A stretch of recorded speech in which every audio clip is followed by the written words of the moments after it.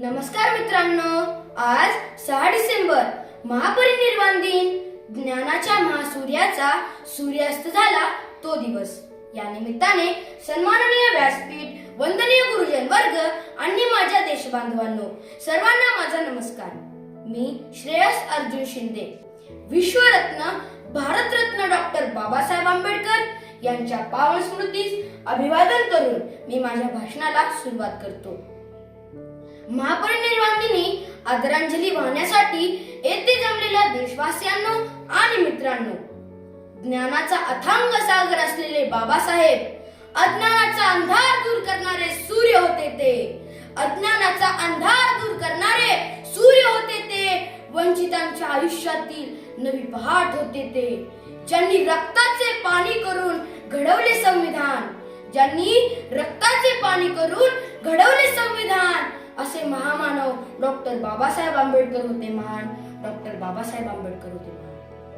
मित्रांनो, बाबासाहेब केवळ एक व्यक्ती नव्हते, ते एक विचार होते, वादळ होते, क्रांतीची एक मशाल होते.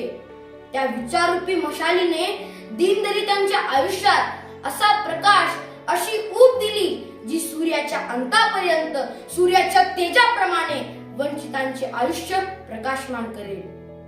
मित्रांनो, शिका, संघटित व्हा आणि संघर्ष करा. शिका, संघटित व्हा आणि संघर्ष करा. हा मंत्र, शिक्षण हे मानवी जीवन बदलण्याचे प्रभावी साधन आहे आणि त्याचा वापर करून जर तुम्ही संघर्ष कराल तर तुम्हाला तुमच्या हक्कांपासून कोणीही दूर ठेवू शकणार नाही याची जाणीव करून दिली.